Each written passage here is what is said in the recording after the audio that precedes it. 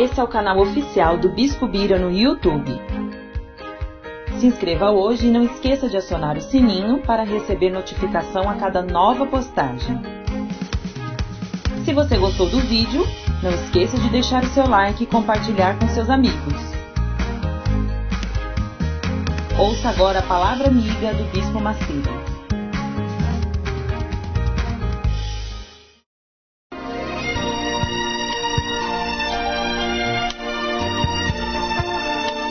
No momento em que a humanidade sofre por tanto desamor, pela fome, pelas guerras, os tóxicos alimentando a violência em nossa cidade, esta emissora traz até você momentos de amor, paz e alegria, através de um programa feito com carinho para o seu coração.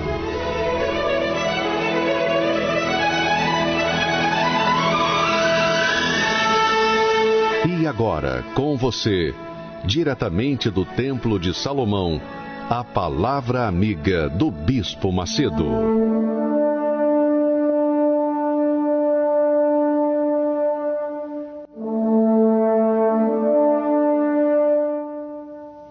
Graças a Deus. Que o Espírito Santo abençoe a sua vida, a sua família, a sua casa, o seu trabalho. Que Ele dirija, conduza os seus pensamentos para que você venha fazer escolhas certas e abençoadas. Antes de falar sobre a palavra de Deus, a palavra da fé, a palavra que transmite vida, eu quero que você preste bastante atenção ao testemunho que nós vamos colocar agora para vocês. É extremamente importante, porque esse testemunho certamente vai mudar o seu pensamento a respeito de todo o trabalho, de tudo que se viu até hoje na Igreja Universal do Reino de Deus. Nós vamos ver o Deus que nós temos crido. Eu quero que você aumente o volume do seu rádio para ouvir bem, muito bem, esse testemunho. Pode rodar, por favor. Meu nome é Jocélio e sou natural aqui de Sergipe. E por muitos anos eu fui uma pessoa que trabalhei contra a igreja. Eu era, na época, uma pessoa que foi um pai de encosto, servia as entidades por mais de 20 anos, e por várias vezes eu tentei fechar as portas da Igreja Universal, trabalhando contra ela, fazendo os trabalhos na beira da praia, na encruzilhada, no encontro das águas, no cemitério, no cruzeiro das almas. Isso numa função para destruir a igreja, porque eu odiava a igreja. A igreja para mim era um inimigo, tanto a igreja como o Bispo Macedo. Eu não suportava a voz do bispo, a tanto que os trabalhos que eram feitos, não só para fechar a igreja, como também era para matar o Bispo Macedo. Eu lembro um fato marcante, onde nós, aqui no estado de Sergipe, nós se juntamos, os pais de encosto, mãe de encosto, e nós fizemos um grande trabalho.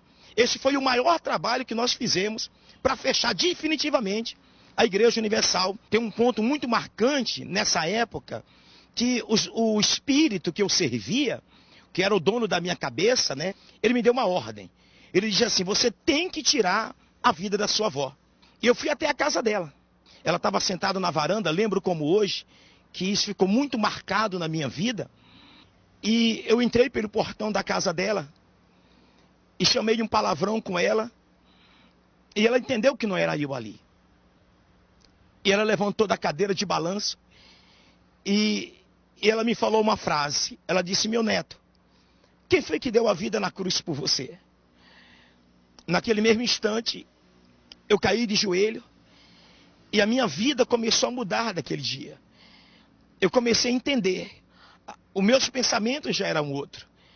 Hoje eu entendo que já era Deus trabalhando na minha vida, porque por várias vezes eu tentei o suicídio. Eu era uma pessoa deprimida, oprimida, vazia, e foi assim que eu cheguei na Igreja Universal. E daquele dia em diante eu me apeguei a esse Deus.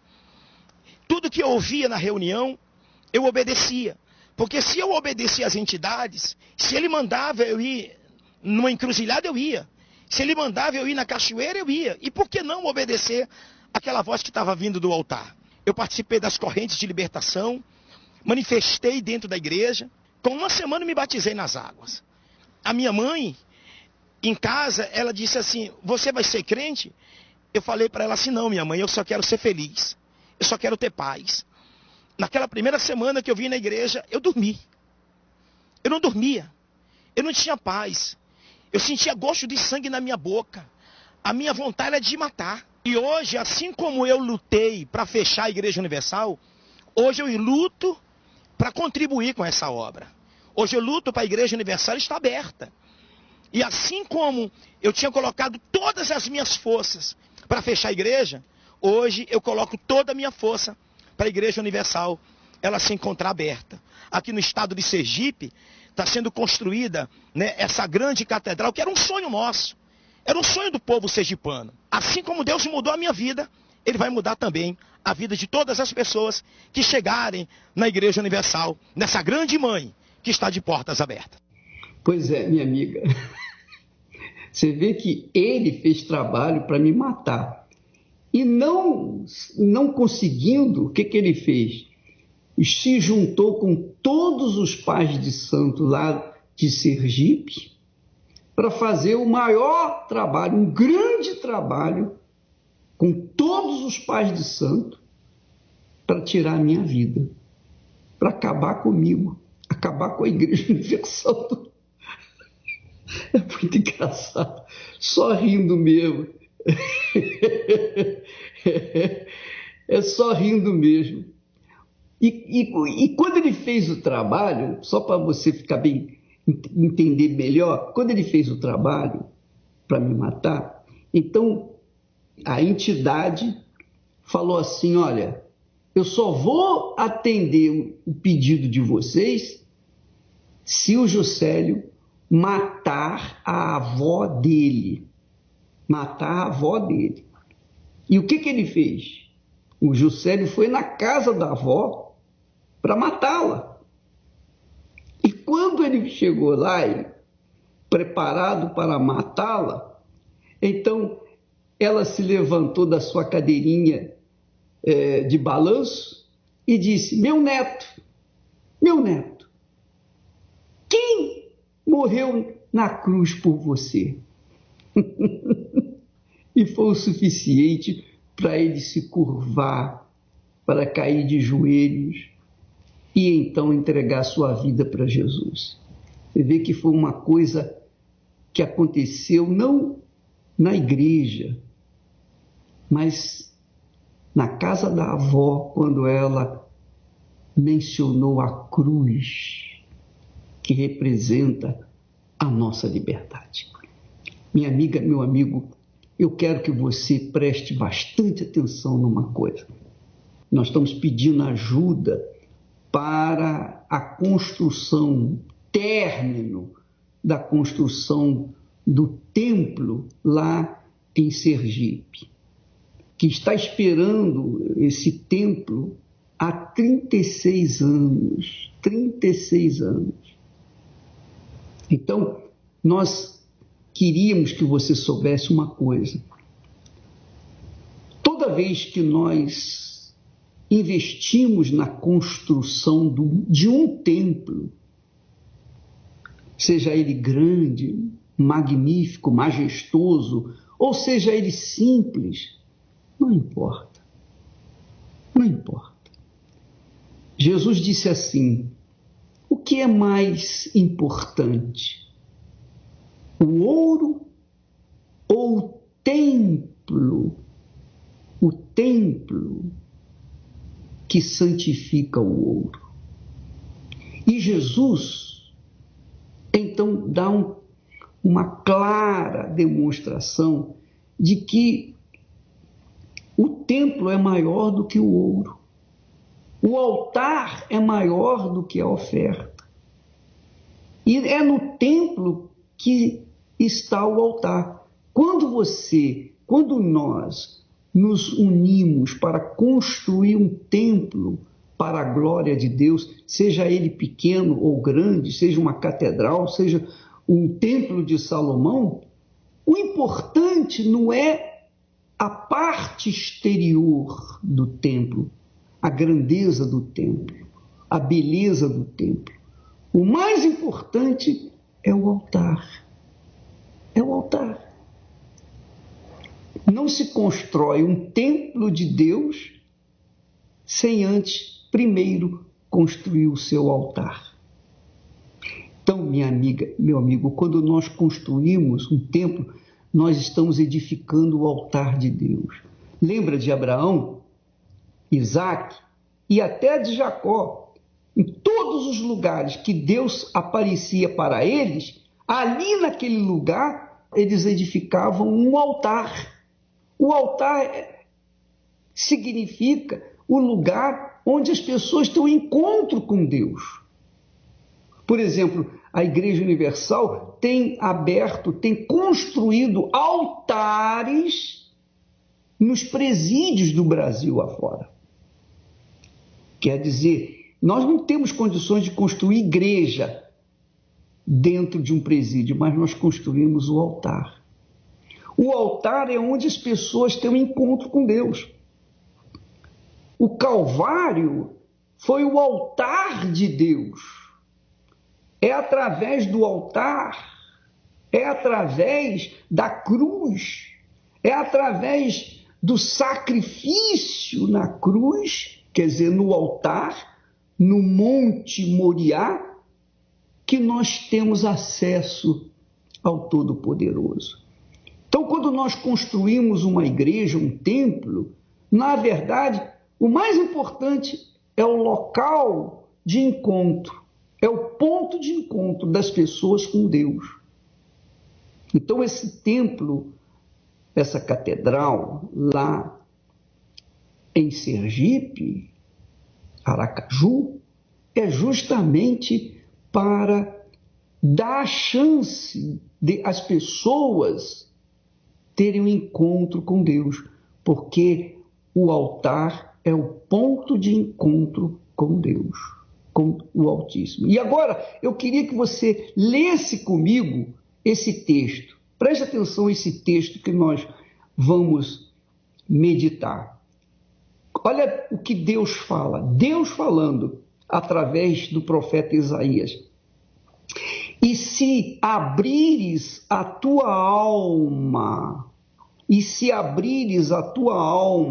ao faminto, e fartares a alma aflita, olha só, se abrires a tua alma ao faminto e fartares a alma aflita, quer dizer, se nós estendermos as mãos para os aflitos, porque abrindo um templo, nós estamos edificando um altar para que a alma aflita ali tenha um encontro com Deus.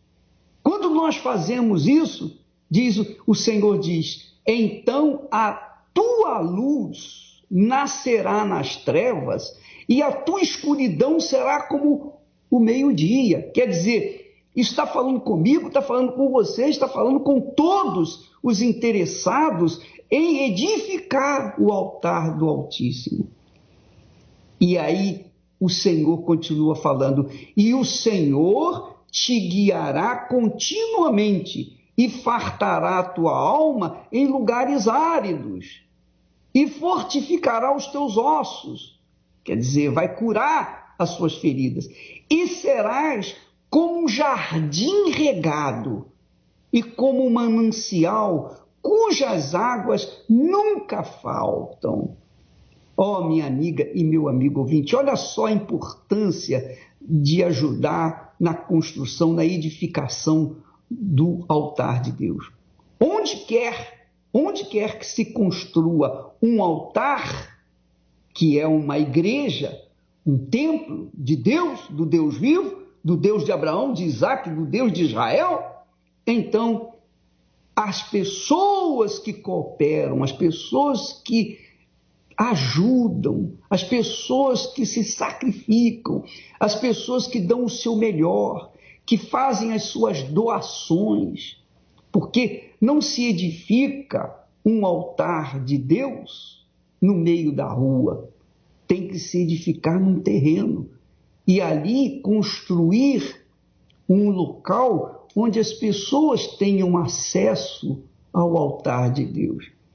As pessoas famintas, né? As almas aflitas, as almas famintas. Nós vamos ver aí daqui a pouco testemunhos de pessoas que tiveram encontro com Deus no altar e tiveram as suas vidas modificadas. Por quê? Porque o altar é o ponto de encontro da pessoa com Deus, do ser humano com Deus, da criatura com o Criador. Preste bastante atenção. Quem nos ajuda a construir o altar, Deus promete que a luz daquela criatura nascerá nas trevas por causa do altar. E a tua escuridão será como o meio-dia. E o Senhor te guiará continuamente. Quer dizer, quando nós estendemos as mãos para a alma aflita, para a alma faminta, quando nós estendemos as mãos para as pessoas terem o direito, o privilégio de ter um encontro com Deus naquele altar, então Deus promete, está aqui escrito, Ele promete, o Senhor te guiará continuamente e fartará a tua alma em lugares áridos e fortificará os teus ossos e serás como um jardim regado e como um manancial cujas águas nunca faltam. E fala aqui, fartará a tua alma em lugares áridos. Por exemplo, neste momento, quantas pessoas estão vivendo um inferno econômico? Quantas pessoas estão desempregadas? São mais de 13 milhões de desempregados por esse Brasil afora. Quase 13 milhões de famílias. Você multiplica 13 milhões de desempregados por 4 pessoas. Quer dizer, a mulher e mais 2 filhos, por exemplo. Então, 4 vezes 13 são quanto? São 52 milhões de bocas sem comer, sem o pão nosso de cada dia. Mas olha só o texto que Deus fala. Olha, Ele fartará a tua alma em lugares áridos. Nós estamos vivendo em lugares áridos que o Brasil está vivendo. Essa é a realidade. 13 milhões, mais de 13 milhões de desempregados. Então, esse país é um lugar árido. Mas Deus promete fartar a alma daqueles que nos ajudam a construir o altar dele, o ponto de encontro das almas aflitas, famintas, desesperadas com ele. Então, minha amiga, meu amigo, você tem esse privilégio de participar dessa construção. E nós estamos pedindo para todas as pessoas, no mínimo, R$40. Com R$40, a sua alma vai ser farta nesse país de deserto, de desemprego. A sua alma vai ser farta, fartíssima. Por quê? Porque Deus promete. Ele diz, e fartarei a tua alma em lugares áridos. Está aí, você tem uma razão para ser abençoada. Vamos colocar agora a chamada dessa ajuda para o templo lá de Sergipe, por favor. Um dia, o rei Davi decidiu construir uma casa para Deus. O Senhor se agradou tanto que fez uma aliança eterna com ele. Construir uma casa para Deus é um ato que toca no coração do Altíssimo, porque é ali que as pessoas são acolhidas, recebem a oportunidade de ouvir a palavra e alcançar a salvação. Há 36 anos, a Universal em Sergipe sonha com um espaço digno de ser chamado Casa de Deus. Nesse tempo, já mudou de endereço 4 vezes, mas agora o sonho de Deus e dos sergipanos está se tornando realidade. Desde janeiro de 2017, está em construção uma grande casa para Deus em Aracaju. e com a ajuda de todos, será inaugurada em outubro deste ano. Quando o Brasil precisou, Sergipe ajudou. Agora, Sergipe precisa e o Brasil vai ajudar. Sua contribuição de ao menos R$40 no dia 13 de maio, Dia das Mães, ajudará a garantir a conclusão desta obra.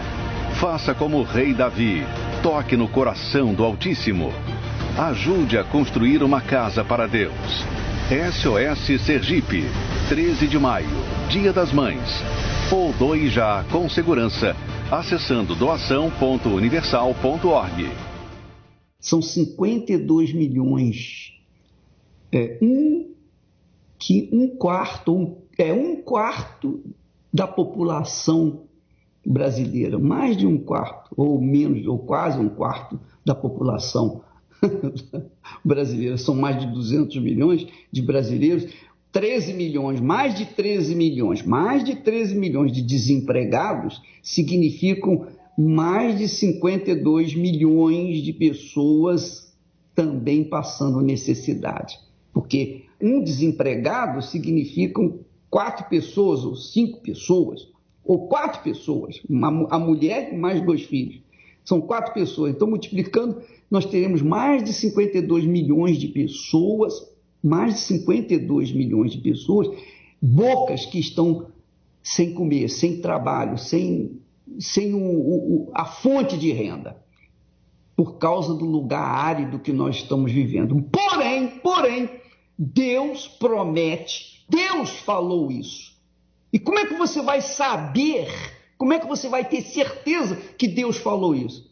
Quando você provar a palavra dele. Bom, Deus falou aqui que se eu ajudar o aflito, a alma aflita, se eu contribuir para que o aflito seja farto, para que a alma aflita seja farta, e não há outra forma de atender essa necessidade se não for através da construção de um altar de Deus, tal qual nós estamos fazendo lá em Sergipe, em Aracaju. Então, minha amiga, meu amigo, quando você contribui em R$40, não é grande coisa, mas no mínimo R$40. E você pode fazer doações maiores, você sabe disso, você tem condições de fazer doações muito além disso, com 100, 200, 500, 1.000, 2.000, 30 mil, 100 mil, enfim, há pessoas que podem ajudar com muito mais, mas pelo menos R$40. Aquele que ajudar pelo menos com R$40 vai estar provando essa palavra de Deus, porque ele promete, e o Senhor te guiará continuamente, te guiará, e fartará a tua alma em lugares áridos. Está aqui escrito. E essa promessa é o que nós vamos buscar. E fartará a tua alma em lugares áridos, como é o Brasil. Em outras palavras, e fartará a tua alma no Brasil, que é um lugar árido hoje em dia, por causa do desemprego, por causa da miséria, por causa da corrupção, por causa os políticos fazem as bobagens dele e o povo que tem pago o pato, que tem pago a conta. Essa é a realidade. Mas não vamos esperar por eles, não vamos ficar contando com eles. Vamos contar com o Senhor. Como que eu posso contar com o Senhor? Se você ajudar, se você contribuir com no mínimo R$40 para a construção do templo lá em Sergipe, em Aracaju, eu tenho certeza que Deus vai cumprir essa palavra que ele prometeu aí. Ele fartará você, ele abençoará você. Quer dizer, quando nós ajudamos o nosso semelhante, Deus então abençoa as nossas mãos, Deus abençoa a nossa vida. Promete guiar-nos e fazer a nossa alma farta nos lugares mais áridos. Aleluia, graças a Deus. Essa é a nossa fé, essa é a fé da Igreja Universal do Reino de Deus. É dando que se recebe. Mais bem-aventurado é o que dá do que aquele que recebe. Graças a Deus. O que posso agora eu te entregar?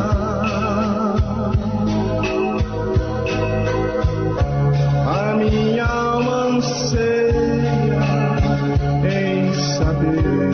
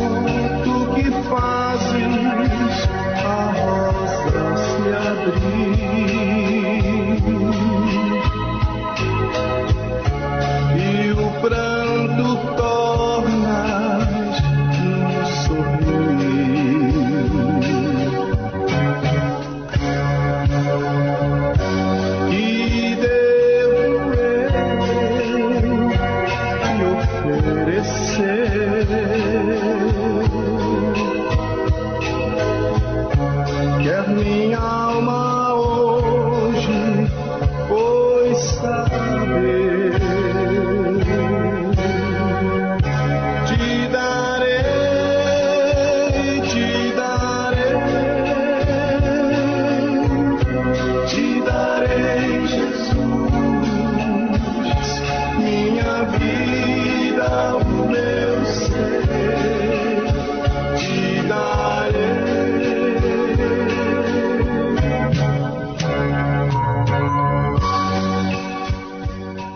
Graças a Deus, é linda, linda, ou lindo esse texto. Essa música é linda também, mas o texto mais lindo ainda. E o Senhor te guiará continuamente, aleluia. Sabe lá que é que você tem um guia que o guia continuamente, todo dia, toda hora, todo instante. E o Senhor te guiará continuamente e fartará a tua alma em lugares áridos. Aleluia. Fartará a tua alma em lugares áridos. Quantos presos, quantos detentos, ex-detentos foram alimentados, foram abençoados na própria prisão, na própria cela. Quantas pessoas? Por quê? Porque Deus é Deus.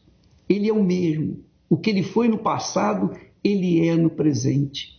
Então, eu queria que você prestasse atenção no testemunho do Robson, esse rapaz que gastava rios de dinheiro com as drogas. E o pior, gastava a sua vida com as drogas, com a criminalidade. Mas um dia a alma dele foi saciada, foi farta. E hoje ele também é um dos nossos. Graças a Deus. Vamos assisti-lo.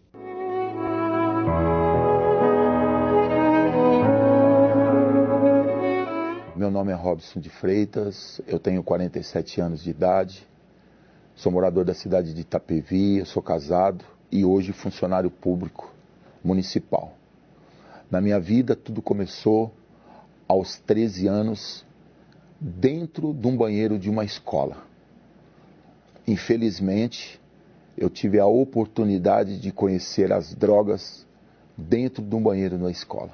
Daquele dia para frente, há mais ou menos um ano, eu não só fiquei na cocaína, eu fui conhecendo vários tipos de droga.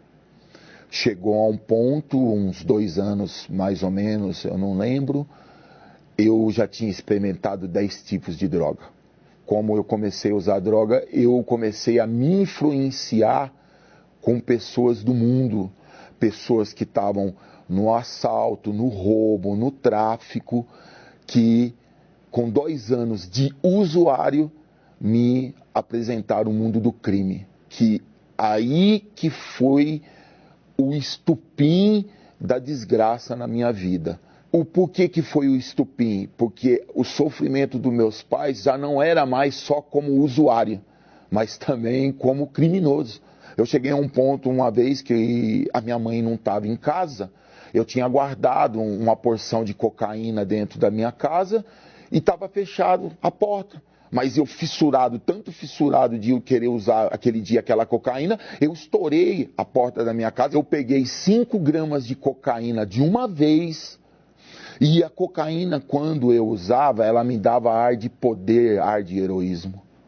Ali eu cheirei aquela cocaína e peguei a minha moto. Só que no decorrer disso, de eu sair da minha casa louco, eu lembro até um ponto. Que eu estava em alta velocidade, tirando racha, e acordei no Hospital das Clínicas. Aí o médico chegou e falou: Robson, você está no hospital, você está numa UTI, só que você teve um problema na perna, que nós vamos tentar recuperar a tua perna, porque a tua perna foi esmagada num acidente. E uma coisa que me chamou a atenção, que naquele momento meu do sofrimento, aqueles meus amigos do crime, das drogas, da prostituição, do assalto, do roubo, sumiu. Porque ali ninguém me queria mais. Nem o crime queria mais eu. O que ia fazer com um ladrão sem perna? Ninguém me queria mais. A minha mãe. Sobrou quem? A família. A mãe. A minha mãe ouviu muito: seu filho não presta. Coisa ruim não morre mesmo, hein? Desgraça ruim, ladrão não morre. Eu até entendo por quê. Porque eu fazia mal para a sociedade. Foi aonde veio a primeira prisão. Eu subi o morro, a favela, aonde estava um monte de pessoas usando droga e arma. Que quando eu entrei dentro daquele barraco, a polícia invadiu o barraco e foi todo mundo preso. Isso foi uma. Beleza. Não contentando, eu fui roubar moto e carro. Fui pego. Fui preso. Nisso, aquela minha perna que eu tinha perdido os dedos, tudo, piorou. Aí eu fui voltar de novo para o hospital, ali que foi o maior sofrimento meu. Que começou a apodrecer toda a minha perna, que eu cheguei o pior do que eu estava no hospital. Eu deitado na minha cama, fedia de fruto. Tudo, a minha perna, tudo podre com bicho. Com bicho. Só que ali foi muito forte para mim, que aí todo mundo ali, aí acabou de vez, ali todo mundo realmente me abandonou. Me abandonou. Foi aonde eu conheci o trabalho da Igreja Universal. Eu deitado lá, a minha esposa falou: tem um pessoal aí, meu. Eu olhei, né, tudo uniformizadinho, branco, gravata. Sabe por que eu fico assim? Porque eu tive a oportunidade, antes de acontecer aquilo, eu tinha ódio da igreja. Eu tinha ódio do bispo. Eu tinha ódio dos pastores. E naquele momento eu olhei e falei: caramba, meu, os caras da Igreja Universal. Caramba, meu. Os caras que eu odiava. Os caras que eu tinha desejo de matar. O bispo Macedo, eu falava que ele era bandido, meu. Os caras que tá aqui. Os caras me abraçaram, meu. Eu fedendo, os caras não viram que tinha cheiro de carniça, não. Porque é o seguinte, quando ia gente lá dentro de casa, ele entrava. E muitos chegavam e falavam: mas que cheiro, esse nego não chegava perto de mim. Falaram assim: rapaz, eu posso vir amanhã buscar você aqui para ir na igreja? Eu fiquei assim, meu. Falei: caramba, aquele ego, né, meu? Falei: caramba, mano, os caras que eu queria matar. Pode. E ali eu cheguei na Igreja Universal. O pastor veio de encontro comigo com um sorriso. E falou: rapaz, o mundo não te quer, mas nós queremos. Ah, aquilo ali pra mim, eu falei: mas peraí, ele não quis saber assim, os detalhes, nada. Tá bom. Aí nisso, acabou o culto. Legal. Aí eu tive que ir pro hospital, aí arrancar mesmo a perna, que hoje eu não tenho uma perna. Tinha visita toda semana dos obreiros. Muitas das vezes não dava pra mim ir, eles iam me ungir. Ia falar a palavra de Deus pra mim. Mas com isso eu comecei a entender o que era família, porque eu estava na igreja, eu comecei a ver o que era ser um homem correto. Ali, eu já não usava mais droga. Ali, eu fui me influenciando nas coisas da igreja. O pastor falou assim: rapaz, você tem alguma coisa a perder? Eu falei: eu não... Isso falando lá pro povo. E eu dentro de mim, eu falei: rapaz, não tem mais nada a perder, não. Por quê? Porque agora eu conheço a verdade, rapaz. É dois caminhos. Ou é o inferno, ou é Jesus. Por quê? Porque ali eu entendi que o sofrimento da carne já tinha passado. Eu coloquei uma perna mecânica, aquilo já era, rapaz. Aquilo já era. Aí você vê na palavra: aquele que não vem por amor, vem pela dor. O que adianta abraçar o mundo e não ter sua salvação, é melhor você vir sem perna, sem braço, o pastor pregando, mas você vai para Deus. Eu falei, então quer dizer que se eu tivesse com a perna, fazendo o que eu estava, eu morresse, eu ia para o inferno. E agora eu não tenho perna, mas se eu se entregar para Deus, se eu morrer, eu vou para Deus. Então eu falei, é esse que eu quero. Tá bom. Numa quarta-feira.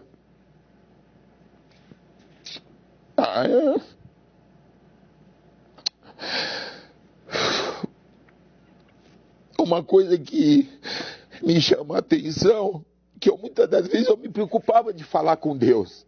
Bonito, sabe? Querer falar bonitinho. Eu não sei falar bonito até hoje, é meu jeito, eu tenho esse jeito, entendeu? Espontâneo. Só que houve a sinceridade.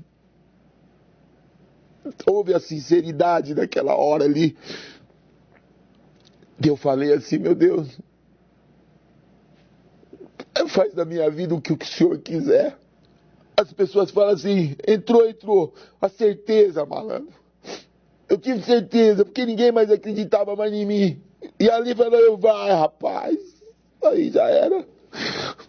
E nisso eu já estava vendo as coisas acontecendo de boa na minha vida, porque eu entendi que o pastor falou que tudo que nós plantássemos nós íamos colher, porque isso é a lei de qualquer ser humano. Você plantou o mal, vai colher o mal, você plantou o bem, vai colher o bem. Aí eu falei assim, rapaz, tá dando certo. E hoje eu tenho uma família. Eu tenho já 27 anos de casado com uma só esposa. Eu tenho um filho casado. Eu sou funcionário público. Hoje me respeitam. Na minha cidade eu sou funcionário público. Eu sou da área da segurança pública. Eu era bandido. Hoje eu sou funcionário público. Não que isso... Mas para quem era bandido? Mês passado eu fui pro morro no Rio de Janeiro falar com o dono dos morros no Rio de Janeiro. Então para mim hoje uma alma ela é tudo. E se Deus me dá essa condição, essa oportunidade, o porquê que eu não vou? Porque eu subi um morro para usar droga, eu subi um morro para roubar, eu subi um morro para fazer tudo que o Senhor quisesse de mal. Por que eu não vou? Hoje, eu faço um trabalho em presídio, fundação casa, em escola. Para mim não tem dia, não tem hora, não tem lugar. O que o Espírito Santo representa para mim? É tudo. É tudo. Mas tudo. Não tem dinheiro, não tem casa, não tem carro, não tem moto, não tem mulher, não tem riqueza, não tem nada. Se as pessoas soubessem o que é isso, tem hora que eu mesmo, eu falo pela misericórdia de Deus, eu não merecia. Ser humano, falando a verdade, em tudo que eu fiz, o cara que agrediu o pai, o que o senhor acha que ele merece? Os olhos da sociedade, o que merece um cara que bate no pai? Um cara que rouba um carro de uma pessoa que compra em 60, 70 meses para pagar e o malandro vai lá, rouba e leva embora. Um cara que leva outro jovem a usar droga. Então, para mim, hoje, é um privilégio muito grande. Eu aprendi a consciência. Você pode ser acusado de qualquer coisa. Até mesmo não fazendo. Agora imagine fazendo ou tendo um passado. Então, a presença do Espírito Santo em minha consciência, ela é tudo para mim. Graças a Deus. Olha, minha amiga e meu amigo, por favor, você viu a vida do Robson agora. Ele descreveu o que ele era, o que ele é. E veja se não combina com essa palavra. Olha só o texto de Isaías. E se abrires a tua alma ao faminto e fartares a alma aflita, então a tua luz nascerá nas trevas e a tua escuridão será como o meio-dia. É o caso de nós, pastores, obreiras, obreiros, bispos, todos os que fazem parte do trabalho da Igreja Universal.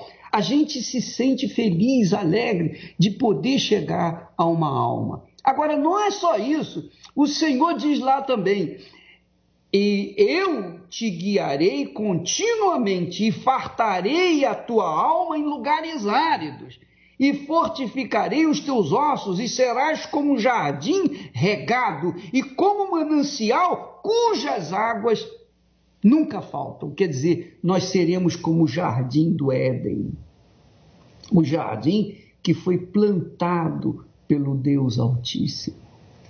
Então, minha amiga, meu amigo, esse é o trabalho da Igreja Universal. Quem participa, quem soma, quem ajuda, quem oferta, quem sacrifica por ele, com certeza agrada ao Altíssimo e tem a sua vida guiada por ele continuamente, e vai ser farto a sua alma nos lugares áridos. Não vai haver, em outras palavras, não vai haver desemprego, não vai haver miséria, não vai haver desgraça.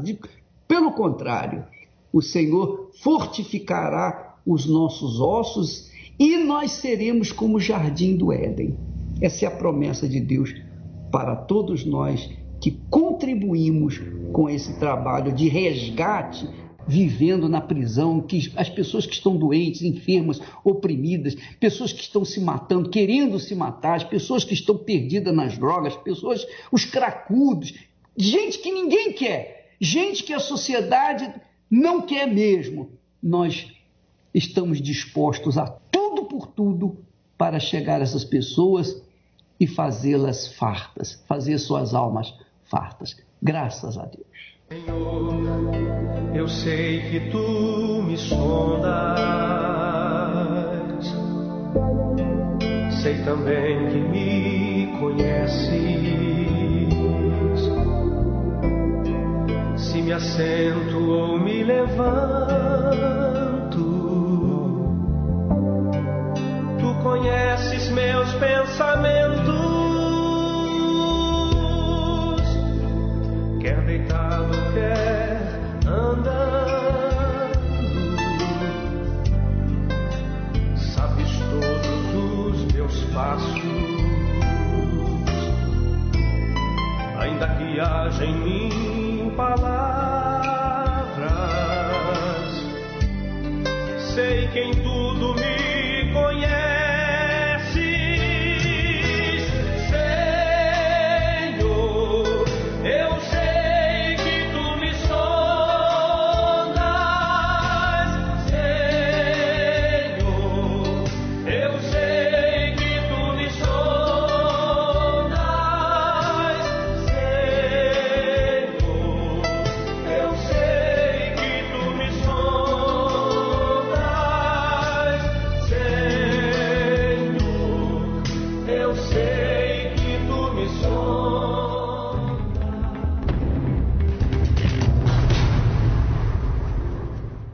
Meu nome é Aline e eu nasci um pouco antes que o bispo foi preso, e foi um marketing tão forte que eu aprendi que o bispo era um ladrão, que ele não prestava, que ele se aproveitava das pessoas e usava da fé para roubar as pessoas através dos dízimos e das ofertas.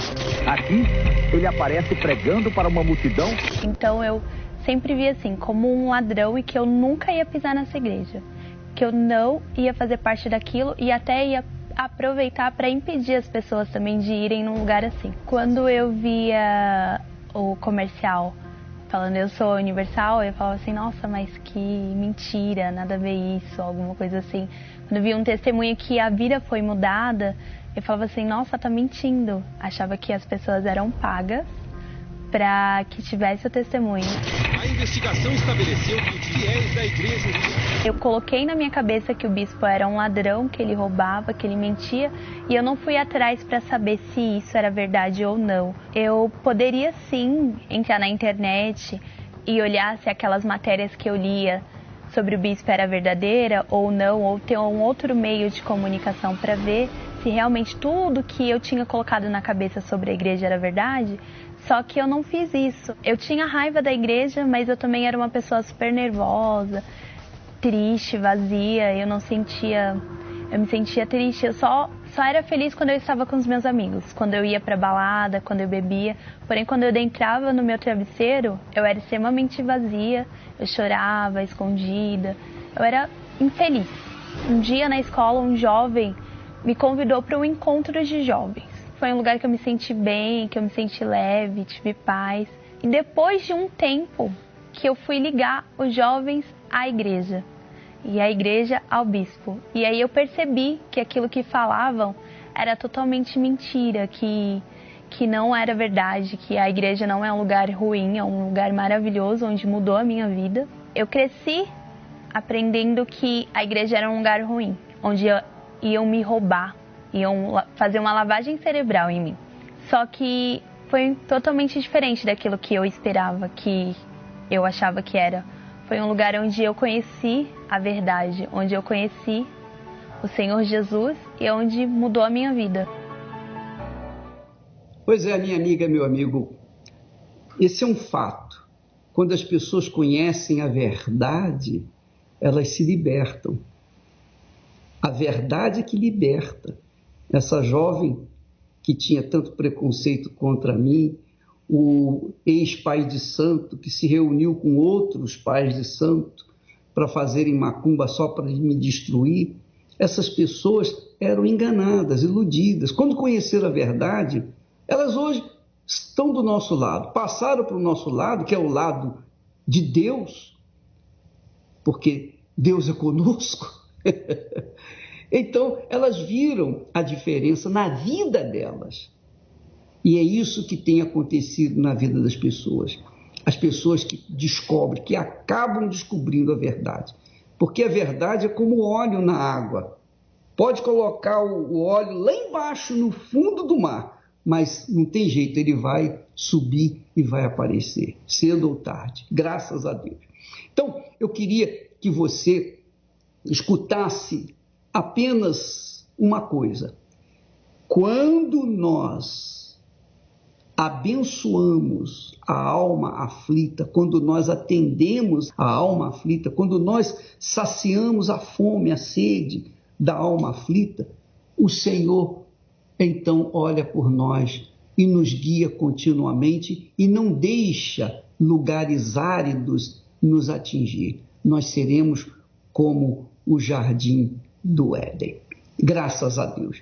Nós vamos ouvir mais um testemunho de pessoas que foi batizada com o Espírito Santo. Por favor.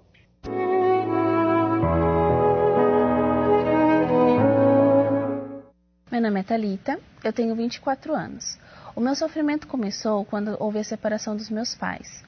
E nisso, por conta dessa separação, eu comecei a ter uma rejeição muito grande por parte da minha mãe. E era uma rejeição muito intensa, onde ela me batia sem motivos, me maltratava, me xingava. E mesmo com essa situação de rejeição por parte da minha mãe, eu não procurei me aliviar em drogas, em bebidas, baladas, mas eu tinha um sofrimento. E para amenizar essa dor, foi onde eu descobri a automutilação. Foi com uma gilete em casa, eu arranquei as lâminas dela e comecei a me cortar. No início foi corte simples, né? Mas depois aí eu fui aprofundando. Foi onde eu comecei a cortar todo o meu corpo, várias partes do meu corpo, eu me automutilava. Eu gostava de sentir aquela dor, porque sentindo aquela dor eu aliviava a dor que eu sentia dentro do meu coração, dentro da alma, que era a tristeza. Então eu sentia um alívio muito grande quando eu me cortava. Lógico que depois, quando já começava a cicatrizar, já vinha de novo, aí eu ia lá e cortava de novo para sentir, para poder esquecer a dor da rejeição. O pior dia foi quando eu mutilei minhas partes íntimas, que já não tinha mais parte nenhuma no meu corpo para mutilar. E foi onde eu fiz isso, e aí foi onde eu busquei, achei, né, tinha encontrado um alívio maior. Esse foi o pior dia, foi meu fundo do poço mesmo. E daí, como eu já tinha mutilado já várias partes do meu corpo, eu fui em busca do suicídio, que eu já não via mais solução nenhuma para mim. Então, tentei com veneno de rato, tomando água sanitária, me joguei na frente de um carro, tentei me enforcar, por várias vezes tentei me enforcar. E sempre quando eu vinha, que nem para tentar um caso do enforcamento, o suicídio, vinha algo que dava errado. Uma vez a madeira que eu tentei quebrou, mas eu tentei de várias e várias formas. Alguma coisa me tirava a coragem, porém nas últimas tentativas eu fui até o fim mesmo. Até mesmo quando eu tentei enfiar uma faca, né, no meu estômago, na minha barriga, eu fui decidida. Porque ali eu via que era a solução. Se eu me matasse, acabaria todos os meus problemas, né? Minha mãe viria feliz, porque ela não teria mais eu, né, a filha que ela rejeitava, então eu ia de cabeça. Tudo isso eu sofri muito sozinha, porque eu não tinha minha mãe para desabafar, porque se eu falasse para ela, ela ia brigar, ia me bater. Não tinha amigos, porque eu era muito solitária, então não tinha com ninguém eu conversar. Então eu sofri sozinha mesmo todo esse tempo. Eu dava muito ouvido às vozes que vinham na minha cabeça e eu concordava e eu ia ali e fazia o que me mandasse fazer. Não era eu que dominava, mas ela me dominava por inteiro. Aí onde eu vim ter essa ajuda foi quando uma pessoa me convidou, né, para estar indo à igreja, me mostrou a saída, e lá teve pessoas que cuidaram de mim, me ajudaram a me libertar, mostraram para mim que realmente existia uma saída, que o suicídio não era uma saída, a automutilação não era uma saída, me ensinaram principalmente o perdão, que eu tinha que perdoar minha mãe. Foi impressionante para ela, porque ela ficou assim, né, ela não sabia desse grau de ódio. Eu tentei matar minha mãe enquanto ela dormia. Planejei por várias vezes, tentei uma vez, porém na hora que eu fui para jogar a faca nela, ela acordou, aí eu escondi a faca rapidinho. Então assim, quando eu fui contar para ela tudo que estava passando dentro de mim, foi muito emocionante. Pedi perdão para ela por tudo e ela também me pediu perdão. Ela, segundo o que ela me disse, ela não tinha noção do grau do que o mal que ela estava me fazendo. Aí eu ouvi falar sobre o Espírito Santo. No início a gente fica meio assim, né? Mas o que é? E aí foram me orientando, me explicando, me mostrando qual a melhor maneira. Então foi onde eu me batizei, tirei tudo que tinha de impurezas dentro de mim, mágoa, tristezas, fui buscando esse alívio, buscando na palavra. E foi quando eu fui batizada com o Espírito Santo, né? E foi assim, eu já estava há muito tempo, já jejuando, orando e buscando por isso. E foi um momento muito assim, não tem nem palavras para explicar. Foi onde mudou tudo, foi onde assim, eu tive a certeza que ele estava ali comigo, que eu fui escolhida. Foi magnífico, foi maravilhoso. Foi um dia que ficou realmente marcado na minha vida, foi o melhor dia da minha vida. Foi onde dali saiu aquela Thalita podre, aquela Thalita triste, depressiva, e nasceu uma outra Thalita. Então a primeira coisa que passou na minha cabeça, isso que eu recebi, isso que eu tenho hoje dentro de mim, eu tenho que passar para os outros. Hoje eu sou casada, né? Não tenho mais problema nenhum com a minha mãe. Realmente hoje nós somos amigas. É isso que eu posso falar, uma coisa que a gente nunca foi, hoje nós somos amigas. Tenho meu filho, tenho meu esposo, conheci meu esposo, nós casamos, temos um filho de 3 anos. Hoje a nossa vida é totalmente transformada. Hoje eu já não penso mais em suicídio, né? Hoje eu tenho certeza, eu sou uma pessoa totalmente segura de mim, me amo em primeiro lugar, né? Tenho a certeza que Deus é sempre comigo. No que eu precisar, quando eu passo por alguma guerra, não preciso mais me cortar, não preciso mais me automutilar para buscar alívio. Se eu estou triste, eu sei onde eu posso recorrer. Eu sei que eu posso buscar a Deus, posso buscar na palavra dele, né, a mudança, e não preciso mais tentar suicídio para preencher completamente meus pensamentos. Hoje eu não tenho mais aqueles pensamentos mesquinhos que eu tinha antes. Hoje são pensamentos totalmente maduros.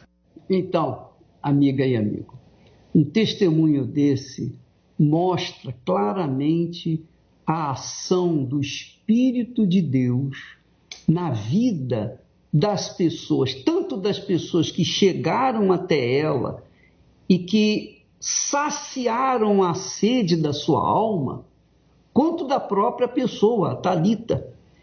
E esse é o trabalho da Igreja Universal do Reino de Deus nos presídios, nos hospitais, nos asilos, entre os cracudos, na Cracolândia, entre os viciados, ébrios, entre as pessoas que dizem, não tem mais jeito para mim. Pois bem, por causa disso, o Espírito de Deus abençoa o trabalho da Igreja Universal do Reino de Deus.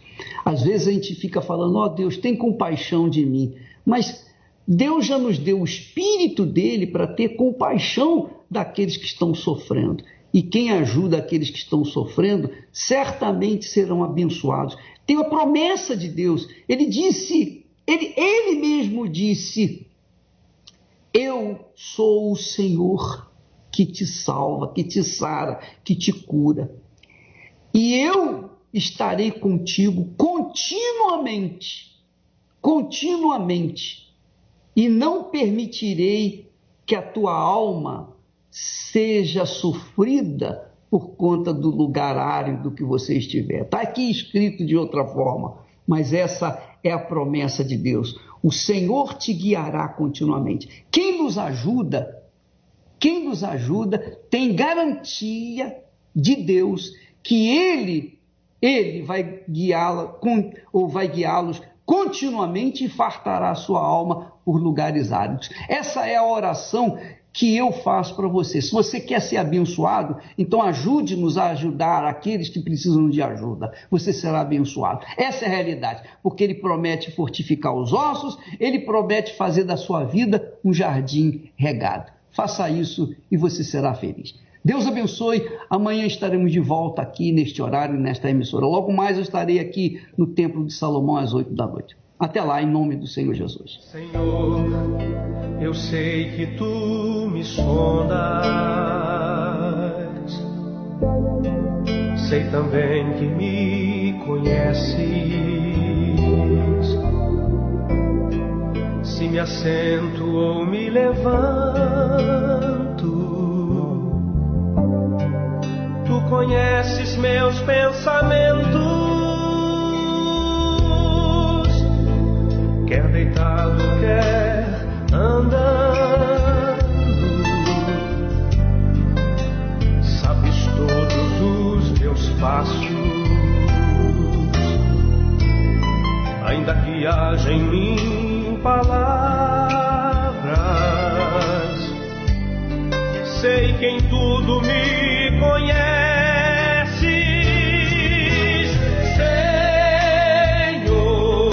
Eu sei que Tu me sondas,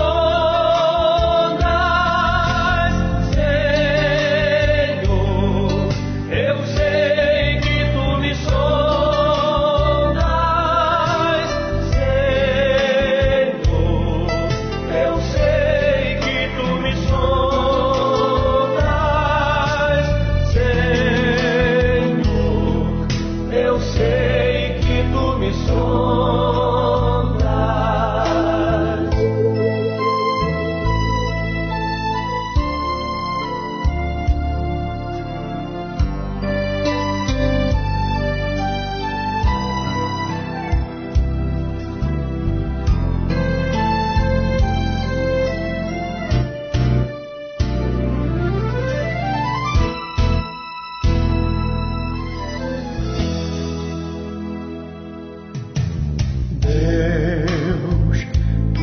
Cercas em volta, Tua mão em mim repousa. Tal ciência é grandiosa, não alcanço de tão alta. Se eu subo até o céu, sei que ali também te encontro. Se no abismo está minha cama, sei que ali também me amas. Senhor, eu sei que Tu me amas. Senhor, eu sei que Tu me amas. Senhor, eu sei que Tu me amas. Senhor, eu sei que Tu me amas.